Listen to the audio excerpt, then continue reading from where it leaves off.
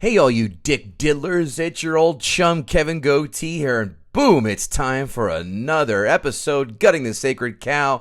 I brought back one of my and your all-time favorites, and that, of course, is David, the producer, as he is going to try to debunk the myth that Say Anything is still a beloved film. Joining me again, this time in the co-host seat, is Ralph Sutton. Remember him? He did Wonder Woman, he did Avengers Endgame. Well, now he's going to ride shotgun and listen to David's argument why Say Anything should just shut up. Now you can't leave. Guest co-host Ralph Sutton, name that film.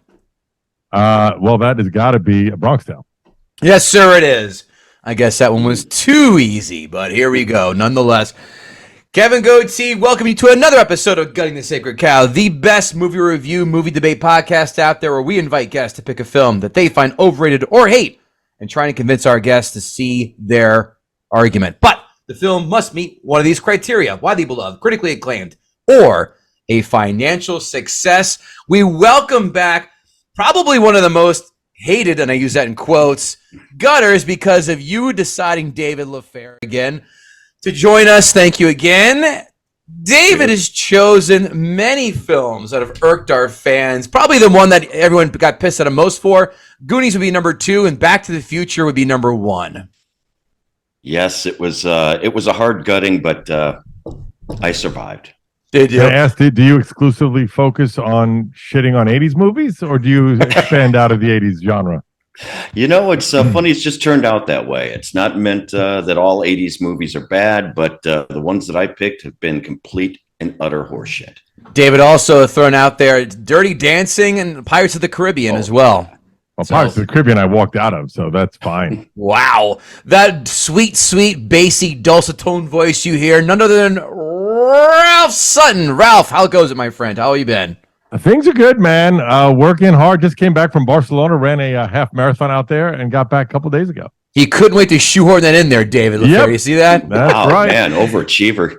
Been to Barcelona twice, did not do a half marathon. Just ate a lot of tapas and walked my ass off, saw a bullfight, and, you know, did all that fun. Bullfights are illegal now in Barcelona. So they are? Yeah, it was. Yeah, I saw a bullfight there when I was in high school, which was 94. Now it's a mall. The thing is still up. The arena is still up, but it's a mall. No kidding. I was last there in 2009, but not the bullfight part, obviously. David is keeping along his trek of deciding to destroy 80s films, choosing one that's near and dear to every Gen X gal's heart. Say Anything. A budget of $16 million back in 1989, a box office haul of $20.7 million. Turn that into 2023 money, $39.4 million budget, $50.9 million gross. Ralph Sutton, this did not make that much money. Well, I don't think that matters as much on none of these things. I think it did so much better in back then VHSs. You know, That's when it really blew up, and iconic lines from the film, iconic scenes from the film, a lot of actors and directors starting from this film. It's hard to debate the cultural relevance of this film. But does it hold up despite its cultural relevance? As someone who just watched it yesterday, I would say absolutely. Oh, we will find out. Wow. We're going to hear more about that. IMDb, gentlemen, as you both know, is a scale 1 through 10 with decimal points. David, what did IMDb score have for Say Anything? Being that it's a Cameron Crowe film, which critics seem to love Cameron, I will go with 7.5. And Ralph Sutton? I'm going to say 7.2. 7.3. Ooh. Ralph takes this one by a pubic hair. Critics, Rotten Tomatoes score, as we know, again, gentlemen, 1 through 100. Ralph, what did the critics give Say Anything? Well, I could cheat and pretend I don't know the answer to this one. But you do? So we will then let you sit this one out. David, the producer, what do you think the critics gave this? I know critics adored this movie. I'm going to go 87. 98. I did a little research. 98%. I do know that. Ralph, do you know the audience score as well? No, I don't know that. I just know the critic score was 98. We'll go with you then, Ralph. What did the audience give? I'm going to say very close. I'm going to go with 95%. David, the producer, without his sunglasses today, I guess he didn't pull anyone over. David. I'm going to go 12%. No, I'll give it higher. I know it'll be higher. It'll be probably about 70%. 85. Oh, jeez. People love this film. Oh. 5 fun facts. After learning the sport of the future, in quotes, for the movie, John Cusack continued training and has a level 6 black belt in Ukidokan kickboxing. Which sounds completely made up to me. And the guy he spars in the film ends up becoming somewhat of a famous kickboxer. Don the Dragon Wilson. Don the Dragon, yeah. Yeah. Who also did a film, I forgot the name, but... Bloodsport. No, that's Frank Dukes and Jean-Claude Van Damme. I think he's in one of those big ones. I forget what it is now, though. It wasn't Kickboxer with Jean-Claude Van Damme either. In 2014, fun fact number 2, Fox gave the green light for producers to adapt the movie into a single-camera sitcom that would take 10 years after the film's events, but apparently they did not bother to ask Cameron Crowe for the blessing. Once he found out about it, he tweeted his dismay about the project and said, quote, "I have no involvement except trying to stop it." Cusack also cried foul about the project. The backlash prevailed, and the project was canceled. This sounds to me as awful as that short-lived Ferris Bueller's Day Off TV show. You know, it's funny that there's so many of these where they try to do that. The most interesting, though, is that there's only one successful TV show based on a TV commercial. Would that be the Geico Caveman? No, that would be Ted Lasso. Oh, my God. I completely forgot about that. Yeah. How about that? That's a fun fact, but not going to count for that. Want to take a guess on who was considered for the role of Lloyd Dobler? I'll give you 2. One was a huge... Actually, they both were huge in the 80s.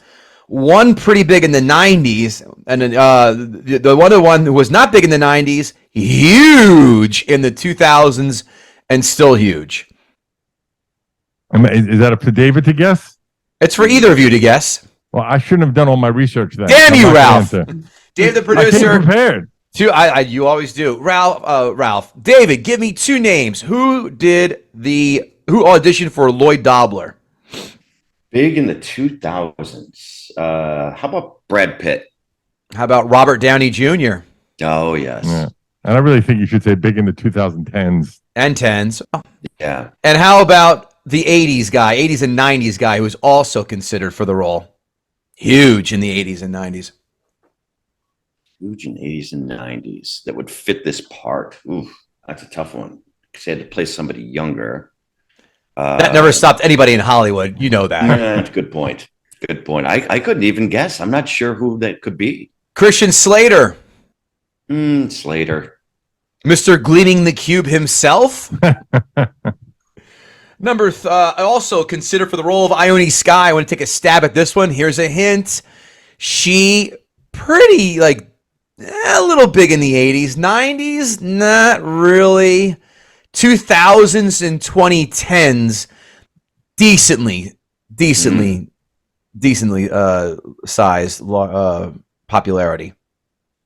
Take a shot, Ralph. I got nothing. Oh, I think I saw this. It's is it the Flashdance chick? No, I forget who Jennifer it is. Beals, it is not. Yeah. Oh, I thought it was. Okay, then I don't know who it is. The answer is, and guys, you're lying if you don't still beat off to her, Jennifer Connelly. Oh. Jennifer Connelly. I knew it was a Jennifer. I just forgot which one it was. That's all. Boy, she's Leah Thompson, possibly. Not a bad guess, but a wrong one nonetheless. Number 4, the studio had little faith or interest in the movie until Siskel and Ebert gave it 2 thumbs, quote, way up. Do that. It's about time the studios get it right. There's that snarkiness I love. Number 5, I gave her my heart and she gave me a pen was voted 73 out of the 100 greatest movie lines by Premiere Magazine in 2007. I say, God, are they dragging the bottom of the barrel for quotes, because I don't remember that line, and I'm a movie snob/nerd. No one has ever uttered that line in the last 25 years, fellas. Have you heard that? I clearly remembered the line because also the pen has significance in the movie. Yep. It shows up again at the end. Yep. But the quote that I remember better than that is the kid saying, "Bitches, man." That was one of my favorite lines ever. Yeah, the kid. And of course, we'll go right to quotes because Ralph kind of segued in perfectly to that one. And following up on that same moment, if you all know so much about women, why are you here? By choice. That one is the one we all know. And of course, kickboxing, the sport of the future, which I forgot about it until I saw the scene and go, oh yeah. People tried that out for a hot second, kind of like a Wayne's World-ish quote here and there. You argue he was right. UFC kind of is an offshoot of that. So I see there's nothing wrong with that. Well, don't forget the 1990 film we alluded to earlier, Kickboxer, came out a year later. Right. Yeah, I agree with all that. David, the producer, any quotes jump out at you? This movie is so unquotable. You did steal my kickboxing sport of the future. That's the only one I could come up with. And Bitches Man is, I will say, arguably the only funny thing in that movie. Wow. Good line. It's a good line. It delivered it well. It is a good line. Ralph, any other quotes that we did not cover? I mean, the one that you said is the one that stuck out to me. I remembered that line without seeing the movie again. So that's something. I gave her my heart, you gave me a pen. I remember that. So that to me is something that stuck with me for, God damn it, is it 30-something years the movie came out? 89. 89. So that is. 34 almost. 34 years ago. That's crazy. Isn't that nuts? I argue in 1989 best year for films. Without getting into it, I'll give you the 10 off my head. Major League, Indiana Jones and the Last Crusade, Batman, Field of Dreams, Karate Kid 3, you can argue. Nightmare on Elm Street 5. You can't argue that being a good movie. No, those are a few that jump out at me right off the top of my head. I would say 99 is the best one. Matrix. People argue that. I'll give. Oh, Lethal Weapon 2. Yep. Yeah. Sixth Sense stinks. It does not hold up. Magnolia. No. There's so many good movies. American Pie, I'll throw in there. I like American Pie a lot. Matrix, I agree. But I say 89. Sixth Sense is one of those unfortunate movies that you can only watch once. Yeah, it's a one. It has no watchability. I will watch The Matrix when it comes on, no matter what. 100%. I'll sit and watch that. That's a top 10 for me right there, guys. Also done this very podcast by Don Jameson. Attempted by, I should say. Don also attempting Die Hard, so he's up there with you, David, on the Mount Rushmore of Don Quixote attempts. Let's just call it that. Yeah. Let's go right where the audience wants to get out on the fun, and you know what time that is, fellas. It's Ask a Gutter at Bango 2331. Yet another movie from the 80s that I have yet to see. All right, not a question, obviously a statement. At Lord Snurts, that is for our next one. Oh, at Behind the Rants, that's from Zyphos. Kickboxing is really the sport of the future. Are the guys at the Gas and Sip actually right? Are they right? I wouldn't have taken their advice. The advice was absolutely awful. Right. They weren't right, but they were teenage kids. What were they going to tell them? Right. And at Delvin Cox, why does Beyond the Rant hate the 80s so much? This is clearly a grudge against anything that was made in the 80s, including me.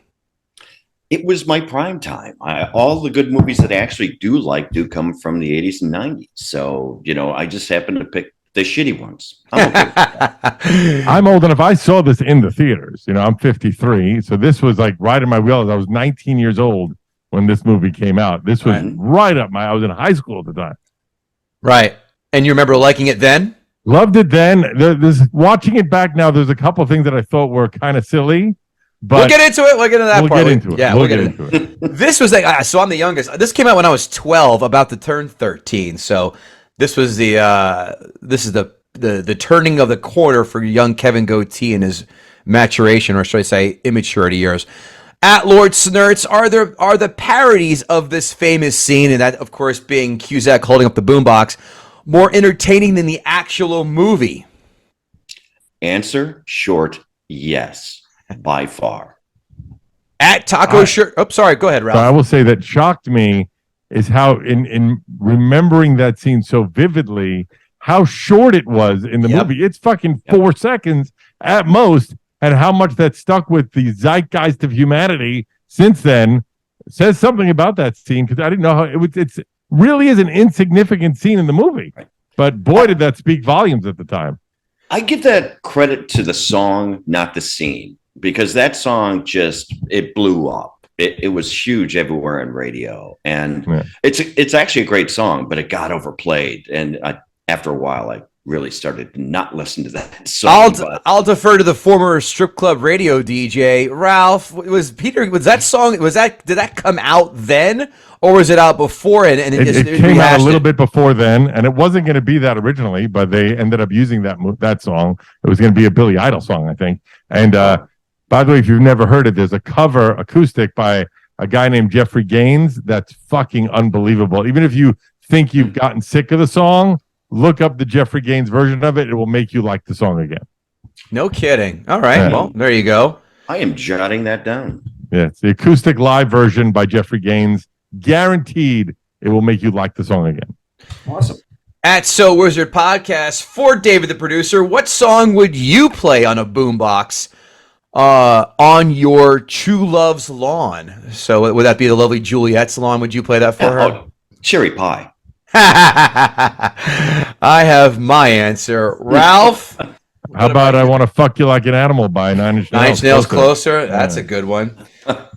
What did I write down here? I have it somewhere here. God damn it, it's in my notes. I'll get to that later. I'll come in the notes section. Oh, I have written down, how about Pop That Pussy by Two Live Crew? That's nice. That was my wedding song. Wasn't it? I mean, look. It was either that or Table Dance, but I thought that was too uncouth for a PG-13 film. I Don't Want No Small Dick Man. I'll do that one instead. Right? Next one. Let's see. Oh, last one. At Taco Shirt Krillin. Even if you hate the movie Say Anything, have you ever heard of the band Say Anything? No.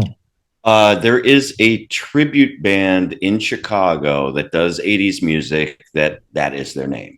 And I'm sure there's many around the country. A late entrant at Bjorn Viking, Ken Bjorn Turner. Do you think they had to do the radio scene in one take? There is no way John Cusack's spindly arms can hold an 80s boombox for more than 2 takes. I mean, that thing probably has at least 6 D-cell batteries, maybe 8. Well, being that I saw the movie just yesterday and the scene's only 4 seconds, I don't think it was that hard to do. His arms quivering because those D batteries. And that's like a Radio Raheem boombox from oh my God, Do the Right Thing, I think, right? He was probably shaking like in the sex scene. That is disgust in my notes, so I'm sure you're going to do that too. And that's going to close it for Ask a Gutter. And hey, everybody, no one listens to podcasts, end of podcasts, so let's get the plugs in now. David, the producer, what would you like to talk about and share on this fine stage of ours? Sure. You can find Juliet's podcast at theunwritablерant.com. Very simple. To the point, succinct, love it. Ralph, you have a phone book worth of plugs, I'm sure. I'll do my best. Follow me everywhere at I Am Ralph Sutton. My 2 podcasts, one's called the STR Show, Sex, Drugs, and Rock and Roll Show. I do that with Big J Okerson, comes out twice a week. My other one is on health and wellness called the Good Sugar Podcast, comes out every Monday. And we're opening up our first location of a store on 3rd Avenue and 69th Street. It'll be open before the end of the month as we're taping this. Good God, as if you don't have enough spare time eating up in your life. You're going to be a business owner on top of it in a food industry? Small percentage, yeah, small percentage. Okay. The Gas Digital Network, which has now 22 shows, 35 hours of entertainment every week. Wowie zowie. Gutting the Sacred Cow at gmail.com if you want to advertise with us or to say hi. And please leave us that 5-star rating, 2 or 3 sentence review on your podcast platform of choice. And head on over to Gutting the Sacred Cow to grab yourself some sweet merch, hats, mugs, bags, cell phone holders, whatever. It's there. GuttingTheSacredCow.com, GuttingTheSacredCow at gmail.com. David, the producer, let's let you out and let's have you pop that bleached jean jacket collar of yours with 85 band pins all over it while you pull out something from Spencer's Gifts you just got at the mall and guts the sacred cow. Okay, before I want to ask you both one question. And do you know the tagline of this movie? No. She's got everything going for her. He's going for her with everything he's got. That's very long. No wonder why it didn't stick out. It's a long, lengthy subtitle. like the movie. Oof. The movie's only 100 minutes. That's not that long. You know what? For a movie in the 90s, no, it's just a little over 90 minutes. It wasn't a bad timing, just a bad movie. And I love a lot what Cameron Crowe does. I mean, Fast Times, and of course, Almost Famous. He's got some great stuff out here. So I don't know how this turd got made, but there is not a single likable character in this movie. Every kid in this movie is devoid of any emotion at all. I mean, John Cusack pretty much plays the same part in every single movie he's in. I mean, I could just flip through every one of his movies, and I'll even include that is so true. Time Machine, and he's still the same character. Gross Point Blank and High Fidelity and this character are all the same person. Manic rapid talking, talking to self. He's borderline autistic. I cannot agree with you more. Well, and you got to throw in some brooding every about 5 seconds. Yep. Oh, yeah. Yeah.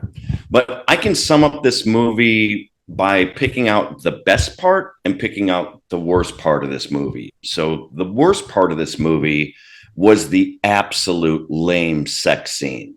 I mean, who has lame sex scenes in movies in the 90s? I mean, they were scorching hot back then in a lot of cases. This one had nothing that you wanted. Him shaking uncontrollably, apologizing for, basically his performance or lack thereof. It was really lame. To be fair, it is PG-13, so you're not going to get the whole full-on. I didn't expect full frontal. Yeah. Well, also, by the way, I'm going to argue he's supposed to be a virgin. Mm-hmm. He's supposed to be in love with her. Right. I'm sorry you've lost your teenage awe and wonder, but I could relate to the idea of being so obsessed with a girl, finally getting to fuck her, and being emotional about it. I'm sorry you're a cold, heartless bastard. Wow. I lost my virginity at 12. That ship sailed, man. I just... Good God. What babysitter did your parents use? She was awesome, by the way. Yeah. It was. I was a 2-pump chump the first time around, though. Boy, that wasn't a good day for me. But I have to ask. No, that's 12. Why he didn't have time to shiver. He was done before it even started. I've seen sneezes last longer. David, how the hell did that happen?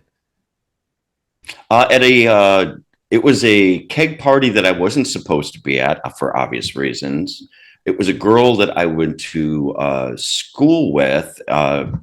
Previously up until 6th grade, and then she went to a Catholic girls' school after that. We ran into each other at a party. She was the one who initiated it. She was the one who brought me upstairs in a parent's bedroom, and then it was not great. It was not great. How much? Never great. No. Sorry. On SDR, we ask everybody about their first sexual experience. They're never great, so that's fine. And that, by the way, makes that scene in the movie make even more sense. Wait, one last. How much older was she? 3 years. Wow. She was only 15. Yeah, she was 15. Jesus. I was 12. Jesus Christ. Peaking before you have a license to drive. God damn. Oh, she ruined me for life, dude. at least now I know why you're so bitter. Yeah. All right. Continue, sir. So I talked about the worst part of that movie, but the best part of the movie was watching John Cusack getting kicked in the face.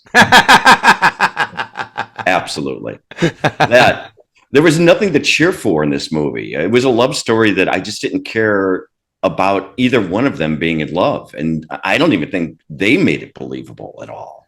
It was really tough watching it. And I got to go back, because every time that I email you and I give you a movie, right, Kevin? I say to myself, I know I'm giving myself homework, but I feel now worse for this movie because I had to make you two watch it again as well. And that just seems unfair. I actually really enjoyed it. I haven't seen it since it came out. I saw it in the theaters in '89, and I've not watched it again. It's not a movie that's on TV often. It doesn't pop up that often. And I was surprised at how much I did enjoy it. What I would say is that the B plot of her father getting arrested for that had really no consequence in the movie, though it didn't matter That story brought nothing to the table either way. And in a way, I guess it shows that she's a little flawed also, or her family's a little flawed. She's not as perfect as everyone wants to think she is. But that meant nothing to me. That's that subplot. But I thought it was a really good, iconic high school experience for the 80s. Keep going, Dave. Let's see. I didn't pick that up. that went kind of right over my head of being, a good love story or a good teenage story. But his biggest accomplishment in the movie was getting that first date. The whole movie was set up within the first 15, 20 minutes that he had to get this date, and it was so important to him to get the date. And then what's he do when he gets the date? He accepts the role of party keymaster and essentially ditches her the whole party. That made no sense to me. I'm like, if I finally got a date with a girl that I really liked, I would absolutely be there spending time with her, getting to know her, maybe take her upstairs in a room, embarrass myself after 2 seconds, things like that. Can I counterpoint that? Sure. So because she obviously did not want to go out with him when he calls her. First of all, I like the message behind it. Take your shot, which is a great idea. You never know what will happen. Even when the guy asks him, how did you do it? He goes, I just called her. She said no 12 times. When he finally suggests they just go as friends and go, he did it right by pulling back. If he was obsessive right away, she wouldn't be interested. The part that made me laugh is what she said to John Mahoney, the father, I'll have your daughter for the next 8 hours. I was like, 8 hours? Yeah, I know. Yeah, that was crazy. Thing. I'm like, how about we cut that in about 8 and you'll have her back in an hour, you creep. Yeah, and the weird part was that first date, this dad's obviously over obsessive with her. You can tell immediately, and I'll get into that in just a moment. But he doesn't mind her spending overnight with this guy out of nowhere, and it just seemed a little off. Very much off. Exactly. She led a sheltered life. He's like, 8 hours? No sweat. See when the newspaper guy's throwing the paper on the front porch. Like that doesn't happen. And your daughter is the headline. Right. I would say, I'm going to play counterpoint here because I want to show why this movie makes sense to me. If you have a daughter that has never done anything wrong, she's always at the top of the class. She's doing everything right. The one time she wants to go out and party, maybe you give her a little fucking leeway. That's a lot of fucking leeway, Ralph. Obviously, you don't have kids. I don't have kids. I do not. I have a 7-year-old. Jesus Christ! I was a wild guy, younger. But hey, when her day comes to go out, like, hey, be back by 2. That's that was a little weird. 8 hours was a little weird. That was weird. That's a shift at the local mill. It's a shift. Okay, let's get into Creepy Jim. We got to, because we all know it's part of the movie. So the first creepy thing that he does is he gives, the car is fine. That's a graduation gift. I get that. A lot of kids get, a car for their graduation gift.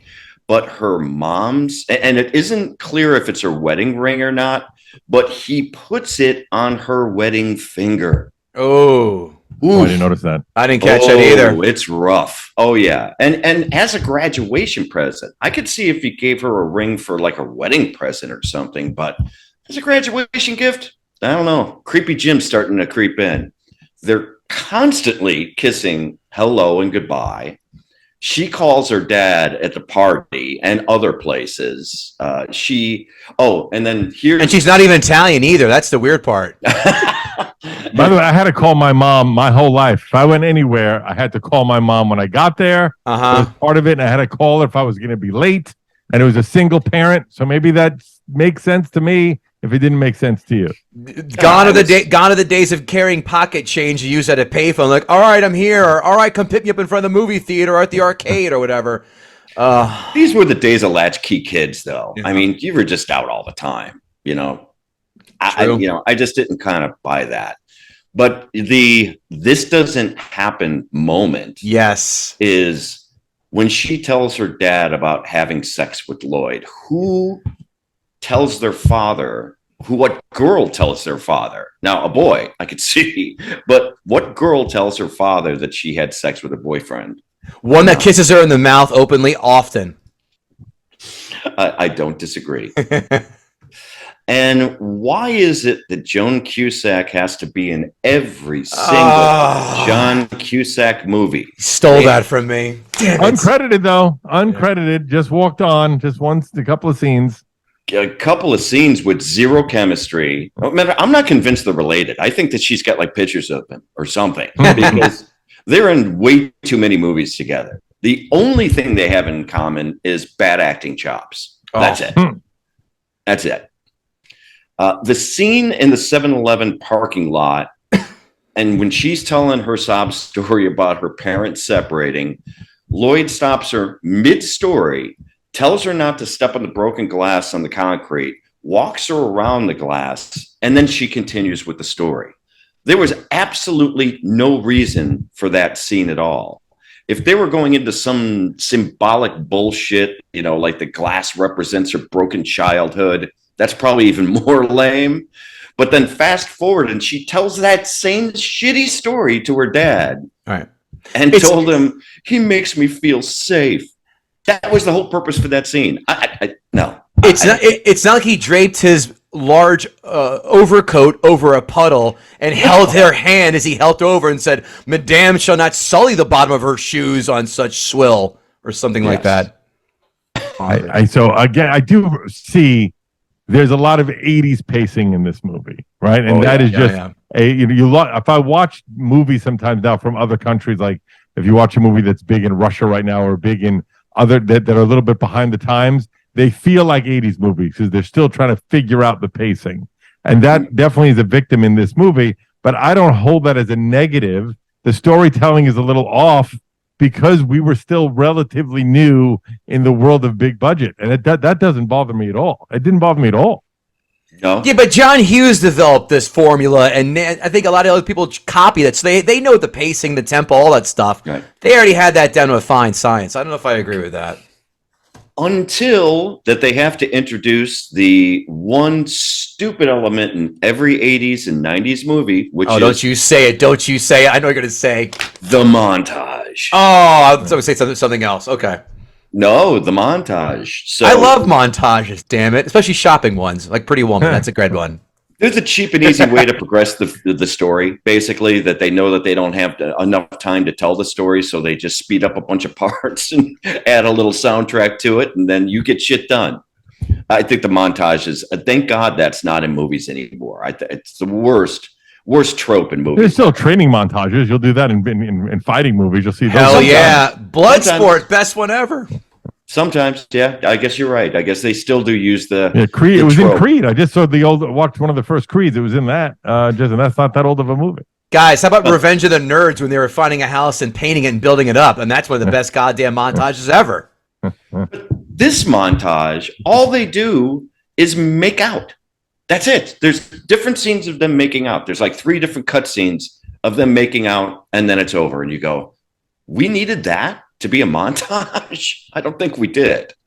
Well, the other montage is them breaking up is another montage, right? That's in there also because the that's stereo right. thing is that's part of the we're not in a relationship anymore montage. Right. And I'm got John Cusack sad face montage. Yes. By the way, Better Off Dead is a John Cusack movie, and that's one of my favorite movies of all time. So I hate that film. So wrong. It got me into Van Halen. That movie got me into Van Halen. One good thing came out of it. Yeah, that's what always synonymous with that movie. Is it made me love Van Halen. I would argue it's that goddamn quote that I absolutely despise. $2. I want my $2. I mean, I hate when people throw that out there. Not a fan. Sorry. Go ahead, Dave. No, that's okay. And then she breaks up with him, and he says he knows and hangs out with too many girls. But what guy says that? I hang out with too many girls. Liars. Unless you're a guy that hangs out with too many girls and lets one break your heart, it's the worst setup ever. Because he's got 3 girlfriends, 3 friends that are girls, I should say, and then of course the girlfriend. The 3 friends that are girls, they weren't doing him any favors. They were just had the worst advice, just like the guys did. So he was just hanging out with assholes that just couldn't help him. That's what I think that was the point, by the way. Yeah, that was the whole point of that scene, is that he says he realizes his girls are giving him bad advice, And then he goes to see the guys, and the guys give him bad advice. So that's what the whole idea was. Do what you want to do. Do what feels right to you is what I took from that. Well, then he just hangs out with assholes. Well, that's every guy, though. Every guy had in their circle of friends or secondary circle, those 2 or 3 guys who had all the advice in the world, but when it came to a body count of women they've slept with, it would always add up to 1 at most. And between the 2 of them. Exactly. There's only one scene in this movie that I laughed out loud, and that was when the dad's credit card gets declined, and then the next scene he cuts to fully clothed in the bathtub in the fetal position. That was great. Yep. I know I wasn't supposed to be laughing. It wasn't built for that, but that scene was hysterical. I laughed my balls off too. I said, this doesn't make sense. Yeah. Also, why the bathroom? It makes sense. And why in the actual bathtub? I know. Like, if you're going to go in the bathroom and no one, it'd be different if he was naked and the water was running. Right. But he's just sitting in the bathtub, which makes absolutely no sense. I agree with that. With a razor blade and Sarah McLachlan playing in the background, completely get you. I understand, but you're right. He's in there business casual in the tub, just chilling out. No water. The fuck. And, of course, everyone knows the pivotal scene. We talked about it, the 4 seconds long. He's got the boombox, over his head. When I remember seeing that scene the first time in the movie, I thought it was longer, too. I thought it was like a lot longer. But it immediately made my sphincter tighten when I watched it. I'm like, oh, this is worse than I remember it. This is like some guy just like stalking his girlfriend that has nothing to do or wanting nothing to do with him. So I'm like, oof, that's a little rough. It's also, I thought in my hindsight that scene was a pivotal scene to get her to come back to him, but it's not. That was surprising. Yep. I think we all had the Mandela effect in that part of the movie. For sure. Agreed. Yeah. And there was no real reason why Lloyd went to go see her dad at the jail at the end. Now, because he said that Diane was in the car and she wasn't coming out, and that was her intent, was to stay in the car. The only thing was to maybe give him the letter, but he asked for like his permission or told him the whole story of how he's going to Europe with her for the school. And it's just going to do nothing but piss him off. So he really had no reason to be there other than just to hand him a letter. I think that because he said that she was going to go in originally and then she decided not to. And that's why he went in. So I think that's fine. That doesn't bother me at all. Yeah, I thought it was also maybe to kind of throw it in his face just a little bit. Kind of like, after all that you said and done, and here I am. I'm going to go away with her to England. And here you are, an orange jumpsuit. And by the way, that ending with the 2 of them on the plane and the ding and it going to black was super memorable. I remembered that from 30-something years ago. I just watched it last night, and I already forgot that. That's how. It's a great ending when they said when the seatbelt light comes on. I thought it was like a Sopranos ending. Then we're all I thought it was like. I thought it was awful because he's like, okay, just wait for it, wait for it, wait for it, wait for it, ding, go to black. I'm like, I forgot how stupid that was. The sweet ending gives you hope they're going to be good. Those kids. That's the thing. They didn't give me anything to really care if they did or didn't. I never got emotionally attached to them as a couple. I thought she was great. She was such a perfect, like, high school girl, dream girl. She really was. So pretty and natural. She smiled at inappropriate times. I think she was a little creepy like your dad. Oh, there you go. I agree. She was like that she was high school hot, but not she was a porn star. Exactly. Not porn star like, how the hell like Denise Richards in Wild Things was in high school? Fuck out of here. Although I thoroughly enjoyed her. Don't get me wrong. That's definitely a top 5 moment for me. But you're right. High school hot, believably hot, but not over the top like, this bitch doesn't belong here. Who are we kidding? Right. And he was the quirky outsider guy wearing the stupid Cure t-shirts that nobody was like, what the fuck you doing with this guy? I got it all. I can get it. I liked it. David, I just didn't connect with it. Yeah, I couldn't connect with it because every time I see John Cusack in a movie, he takes me out of it because I know he's going to play the same damn part every single time. Hold on, I don't have to worry too much about that. I have the exception to the rule. Ready? 2 words: Con Air. I'd have to go back and rewatch that one. It's been a hot minute. It's fucking great. Still is. Good movie. Yeah, man. David, is that all your notes? You got more? That's it. Other than I had the same IRS subplot that is completely unnecessary and didn't really move the story forward. And it really just made his dad or her dad just look like an asshole, and there was no need for it. Right. Give me a number 1 to 10. 4.5. Okay.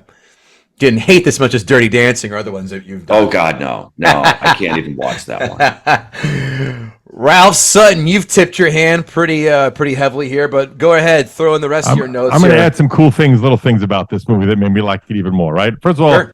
It is Cameron Crowe's directorial debut. I didn't realize that it's his first film, right? Frasier's dad is in it, John Mahoney, but also Frasier's wife is in it briefly, Bebe Neuwirth. So it's like a little mini Frasier reunion or a preview in the movie. You also have Jeremy Piven's first movie. Eric Stoltz is in it. So it's kind of packed with people that they're just starting out their careers, and that's always fun when you're watching it 35 years later to see them. Do you know the story between Piven and Cusack? I know he got really drunk with Chicago him or something, guys. Right? They were. So Cusack, was it, goddamn it, I think it was Piven's mom. One of their parents had an acting studio or taught an acting class. Theater. Right. In Chicago. Yeah, you're a Chicago guy. Shit, you know. They were the best of friends for years, helping each other out, getting each other roles, and then Piven gets Entourage and long and short forgets Cusack ever exists. In true Piven fashion, from what I've heard. Yes. Yeah. They say the term, which I always like to hear this, he says you can say anything to me. When they say the title of a movie in a movie, you got to give him an extra point. Oh, you son of a bitch! It's in my notes. That's okay. Also, that was Gossard from Pearl Jam's in it. That's fucking cool as shit, right? Cool is, yeah. Also, as I said earlier, "Bitches Man" is just a fucking great line. That line alone is worth giving an extra half a point for you, Dave. I'm sorry. I'm with you. Other little things I found out, which is it's the same dojo as they used in Karate Kid. That's fucking cool as shit. That's in there as well. And then the original idea, because you mentioned this earlier about the song, they gave it to the Smithereens to write a song. They wrote "Waiting for a Girl Like You," by Smithereens. That's and a great song. Cameron Crowe thought it was too on the nose, so they didn't use it. But then it ended up getting on the Smithereens record, so that's another half a point because that's a fucking great song. But it didn't make the movie. Yeah, it inspired them to put it out. That's fucking cool as shit. You know what? I do have to address something that you brought up earlier, which was the Frasier's wife that played the counselor when she went to the party. What counselor, high school counselor, goes to a high school party? A fucking cool as shit one. That's the answer, right there. Yeah, one who's fucking at least 5 of the dudes about to graduate. Exactly. That's who. Exactly. Yeah, love it. That's why should give another extra point. Fucking hey, man, hot Bebe Neuwirth in her 20s. I'll never forget my senior prom. My marketing teacher, he was slick as shit, and there was rumors of him banging some of the students. He shows up. I'm talking at my prom, and we're bullshitting. And the smoke show when I was a freshman, she was a senior. Walks in to my senior prom again 4 years later. I go, is that Andrea so and so? He goes, yeah. He goes like, hey, Gootee, I'll see you later. I'm like, you son of a bitch. You know, my high school principal had to leave because he fucked one of the students. No. Yeah. I had a gym teacher, same thing. Yeah. Had to go. Cool. Oh, it's an epidemic, but the best one ever. Ralph, what other notes do you have? I just feel that, again, I really related to it in understanding the high school experience, especially I had a Diane Court. I had a girl that I was fucking crazy about. I finally got the balls to ask her to prom, and I was just asking, and then some other dude, we were at like a senior getaway, and then she was about to, I asked her, she goes, yeah, I think so. And then some other dude came up and just got drunk with her, started making out with her, and I never got to take her to prom. So I saw Lloyd as a finished version of what I almost accomplished, and that I felt I could relate to it. It made me happy that someone had that experience. Ralph, you're not looking at this objectively at all. No, not at all. See, now she's with that guy who polishes, rims over at the tire center, but Ralph owns a goddamn podcast network, so she chose poorly. She chose poorly, that's for sure. Now, and by the way, in not seeing it in 30-something years, I turned it on yesterday thinking, oh, this is going to be rough, but let me see if it holds up. And I was like, oh, you know what? This was fucking enjoyable. It was a fun movie because it was only about 96 minutes long or something. It goes by relatively quickly. As I said, I thought that Diane Court, Iona, whatever her name is, Iona Sky, nailed being the unobtainable, perfect high school girl perfectly. And also, what's her name? Pamela Adlin's in it, and she's awesome. And she went on to a great career. It stacked the cast with a lot of people who went on to other things. So for all those different reasons, I'm solidly behind this movie. Give me a number, 1 to 10. 8. Whoa! Yeah. By the way, so bringing me back. Boy, that girl really must have broke your heart. Yeah. Bring me back to those happy days. That's all it is. So this is all nostalgia-based fuel. This is not based on the actual merits of the film. That's what I smell out of this argument. Yep. By the way, do you know who Ione Skye's first husband was? Oh yeah, Anthony Kiedis from the Chili Peppers. Wrong. Adam Horovitz, Beastie Boys. Sorry, but she was dating Anthony Kiedis during this movie, and that's why Chili Peppers are in the movie. Yeah. But she's married Adam Horovitz. That's Beastie cool. Boys. Filmed in LA, supposed to be Seattle. We got an 8 and we got a 4. Well, let's find out where this man's reviews come from. Notes! I must have been the only one who did not have goofy shit happen at their high school graduation, because every high school graduation you see in films, something silly happens. The only thing we had happen at mine was one girl, her name was Gay Charles, but take a guess on how much hazing she received for 4 years, to the point where she had to change her name from Gay Charles to Renita Charles. And of course, when she walked down the aisle to get her diploma, we all yelled out, "Gay Charles!" That's great. That's it. Did you guys have You're such a child. What do you want? What did you guys have anything special happen at your graduations, or were they just boring as shit as usual? My high school graduation, my high school was fucking huge. There was over 1,000 people in the graduating class. Oof. So it was kind of short because you didn't walk out one at a time. They just said, all right, everybody, you're officially graduated. They didn't read out anybody's names at all. Oh my God. They got an assembly line. That stinks. Yeah. David, you? Only one thing, and it was unfortunately me who was involved. So I decided that it would be a good idea, because I thought it would be funny. Hindsight's 2020. To drop my pants as I was accepting my diploma. Attaboy, that's a David I know. Yeah. Did you wear those cop mirrored sunglasses on stage on your ass as well? No, I did not. Did you show your ass to the audience? I did. I pulled up the back of the robe and showed, and I got I had to go to summer school for that summer because they decided to remove some credits from me, and I ended up graduating late. No wonder you hate all these high school-based movies. Yeah. It makes so much more sense now. But you left the part out. High school. You left the part out where you wrote "Magna cum louder" on your ass crack, though, above your ass crack. Next one. I highly doubt that any white guys are ever allowed to sing Whitney Houston songs in public ever. Stop that. No one's buying that. You're not allowed to if you're a white guy. Cut the bullshit. High school graduation is one of the most videotaped things that no one ever rewatches, unless someone trips while getting their diploma, or if the valedictorian drops a racial slur, or if you're David the producer, you show your ass on stage. By the way, you guys missed the best song. Ralph, I'm shocked that I thought this was going to go right up your alley. How dare none of you catch that? It's Crown of Thorns by Mother Love Bone in the background, which is recycled in singles. Horrible film. Soundtrack is top 10 of all time. Top 20 of all time, I'll say. If John Cusack really loved that nephew of his, he cut that goddamn mullet right off. That was just...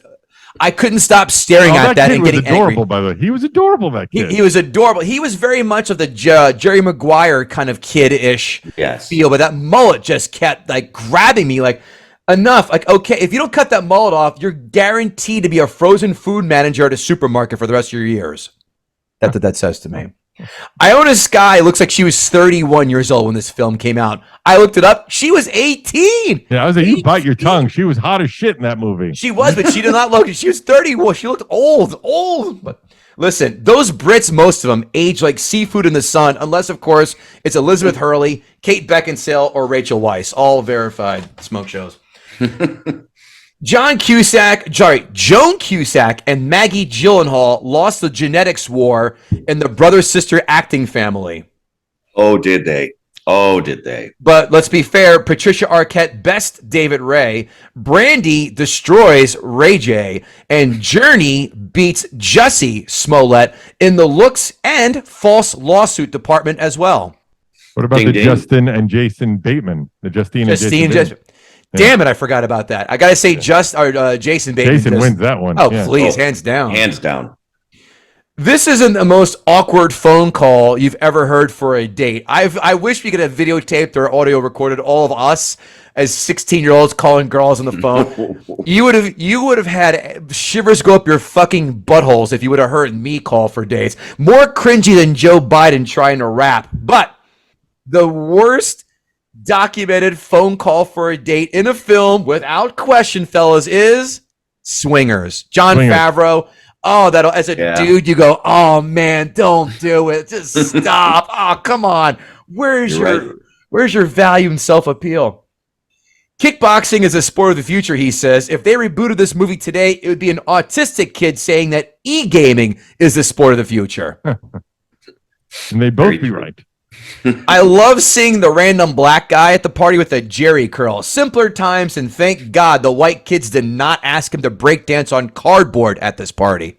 I thought the same thing as they were doing the pan by with him in the crowd shot. I'm like, here comes some popping and locking kids. They're going to do the old stereotypes up. I may have brought this up, but I as a former breakdancer, I was in one of the breakdancing movies called Crush Groove when I was a kid. No way! You're in Crush Groove. I was in Crush Groove, I got hired to be in the movie breakdancing. The scene got cut, but I was picked out of it. I used to breakdance for money in the streets of New York City when I was a kid, and we got picked to be in the movie.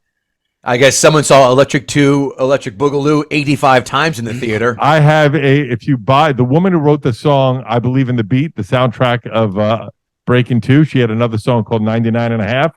And on her album, it says, thanks to Ralph and Joe Sutton for my breakdance lessons. What the hell is going on?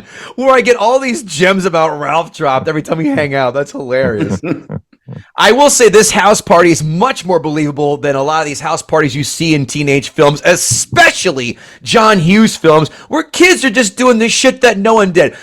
John Hughes films, they're toilet papering the house at random. Biker gangs crashing through the house like Weird Science, shut up, or the worst, and I just still annoys me. 16 candles, someone puts a full goddamn pizza on the turntable. Fuck you. No one wastes pizza. No one did that. That doesn't happen. And by the way, it was realistic also because he said no one ever helps me clean up this party. 100%. Great that was in there. Adds a little more realism. Love Eric Stoltz. Realism, no more entertainment value though. made me feel like I was there, Dave. What can I tell you? Hey everyone, it's Jeremy Piven with hair and pre-sexual harassment charges. It looks like Silent Bob stole the Lloyd Dobler overcoat look. That and guys who expose themselves at bus stations look. Here's a hybrid. Iona Sky looks like Nancy from Nightmare on Elm Street and Reese Witherspoon. Ooh, I think you nailed it. Thank you. Yeah. It's one of those insanely talents I have that can never be monetized. Here's another problem I have with this film. Yet another high school party and no one's fucking. That is bullshit. Someone is always getting jerked off in a closet at the very minimum. Stop it.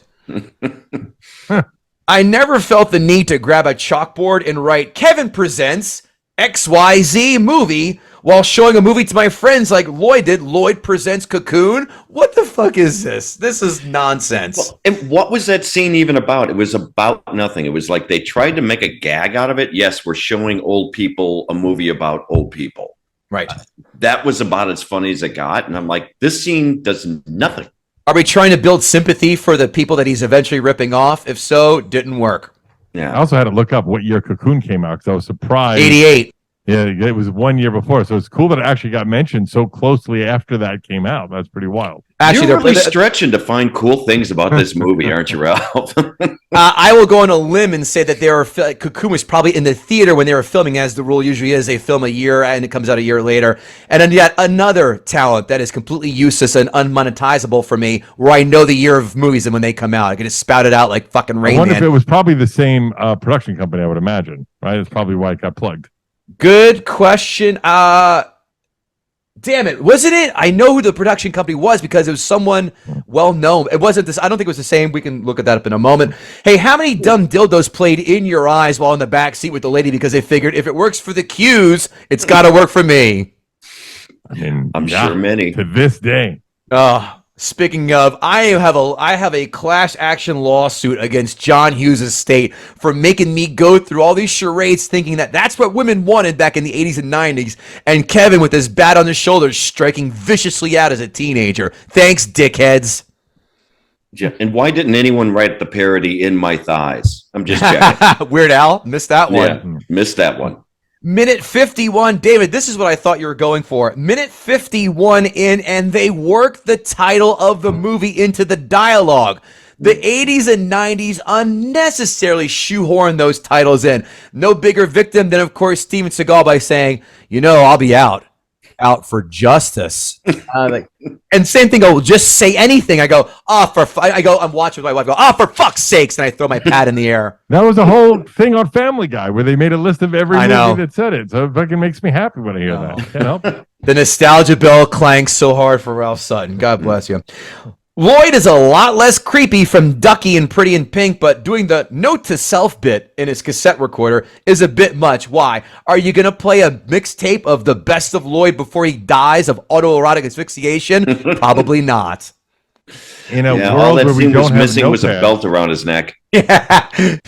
David Carradine, table of one. Or Michael Hutchins. Nowadays, you would just open up your Google Notes and write something down. So I get it. He might be listening back to it later to see what he was thinking about. I got no problem with it. Ralph, you are a glass half full kind of guy. Oh, he is. Surprised John Mahoney doesn't do what everyone is told when their credit card has been rejected, and that's yell at them to run it 3 more times to blame covering up for the embarrassment. By the way, I enjoyed that scene immensely because he really thought he was trying to make moves on that girl. That girl was hot too for an older woman. She was great. Yeah. And the other guy watching on is like, "Oh, look at you, man! You're gonna make this happen." That was great. It was a good scene. Did any of you two have the audacity or stupidity, I should say, to stand outside of a house of a girl you liked and play a song just because of this film? Never did that. Ralph, you pause for a second, man. No, I think one of my friends did something much worse when he broke up. When a girl broke up with him, it's not me. It was one of my best friends. He went over to the house and he nailed dead roses to her door. Oh, funny you say that because my next note, standing outside of a house and blaring out song How Juvenile. Everyone knows you make a mixtape, tape it to a dead squirrel and put it in her mailbox and then carve her name into your arm. Duh. Here's another problem I have with this film. Why doesn't John Mahoney pay for that luggage with all the cash that he has in the house? Are you shitting me? Great point. Why 2 would credit you cards credit? he fills. He's got biggie small stacks of cash in that credenza. Yet he's worried about a credit card cash buzzing. for days. Right. Yeah. Really loosely based on that part. You really never really. It's such a nonsensical B story that didn't need to be in there. Next point, this is a weird avenue to go down with dad committing Medicare fraud, for Christ's sakes. This is like the rape angle with the oldest daughter and Uncle Buck, but hey, at least there are laughs 45 seconds later. Not in this film. This could not be any whiter of a crime except robbing an art gallery. Ironing Scott. It was on brand. Yeah, at least it what? At least it was on brand. He was a very white guy. It's a very white film. It's a very white crime. Oh my God, the whitest of white. Well, then again, when you're in Seattle, what the hell do you expect? Except the only thing missing was seeing Lane Staley walk down the street with a needle hanging out of his arm. R.I.P. Lane. God damn, I love them.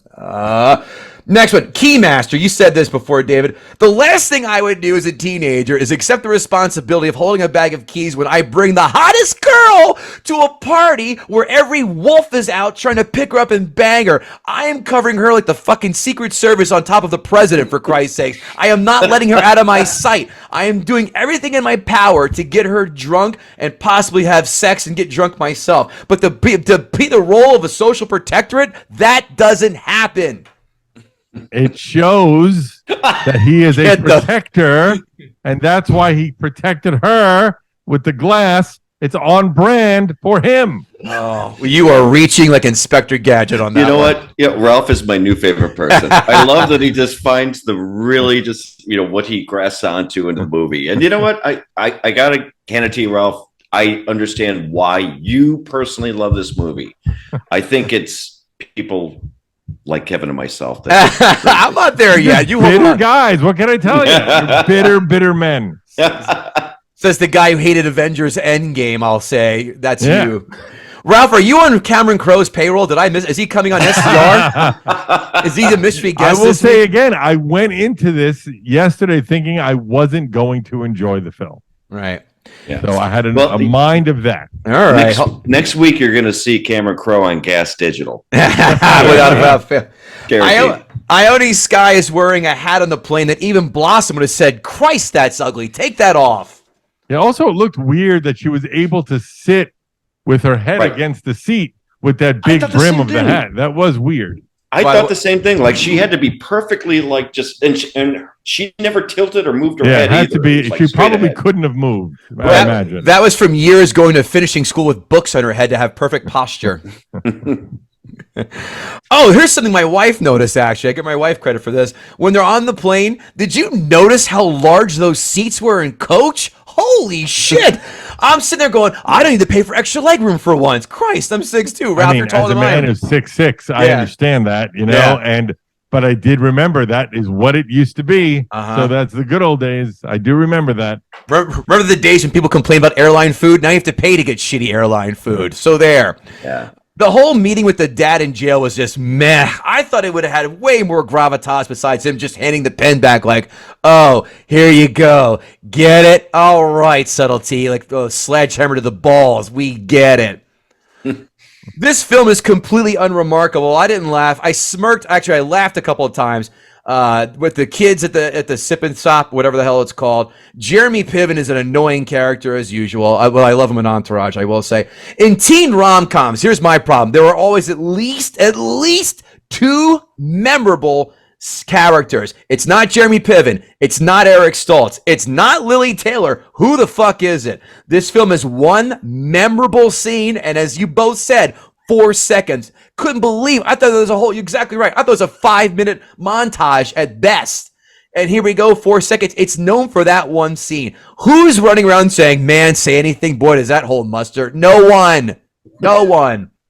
I didn't hate it, but I sure was not entertained. I do not know for the life of me why this is so beloved. How are people making the case for entertain? I get it. It hits nostalgia notes, Ralph Sutton. I understand.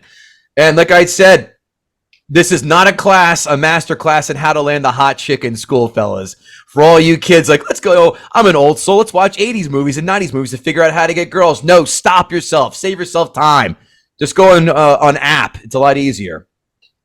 Because you know what? These movies put me in the friend zone way more than that sexually confused kid who was in chorus class through high school and then went to college and learned he was gay. Well, when I saw him, drop some tears, John doesn't know how to act with crying. He tried to cry in that scene and couldn't do it. Couldn't do it. You talking about the sex scene? No, not the sex scene. No. When she broke up with him. Oh, she broke up with him. Okay. Yes. Yeah. He was making the sounds of his throat like he was going to, or like he's gonna cry. By the way, I did feel that was a pretty believable scene in that she broke up with him in a way where it didn't even seem like she was breaking up with him because she didn't know what she wanted either. So she was just doing what her father wanted. I found that scene believable.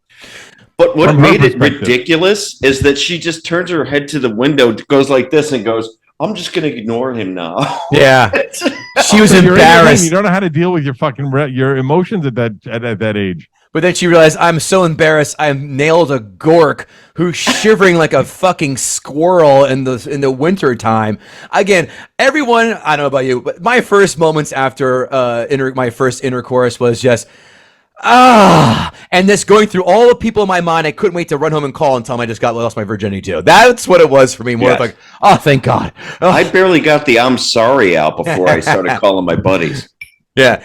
As David Sell says, what usually comes after the first time you come so fast? How about a back massage? Oh, it'll come back, I promise. To play devil's advocate, by the way, I'm sure all three of us across the board did not nail our high school love, the girl that we dreamed to be with as our first sexual experience. Definitely not. None of us are right to answer that question. We're just going to play a game called What If. Just saying. Just saying. I give this a 4.5 out of 10. Ugh, no love for this whatsoever. It's better than some of those John Hughes ones. John Hughes, like I said before, love and hate. I hate the Molly Ringwald trilogy. That's what it comes down to. His other stuff is great. Critics 5-star reviews. Cameron Crowe's graduation speech homilies are given an effervescent sincerity by John Cusack. Word soup. What fuck are you saying? Say anything. No sense. Thank you. If you think that was bad, here's another one.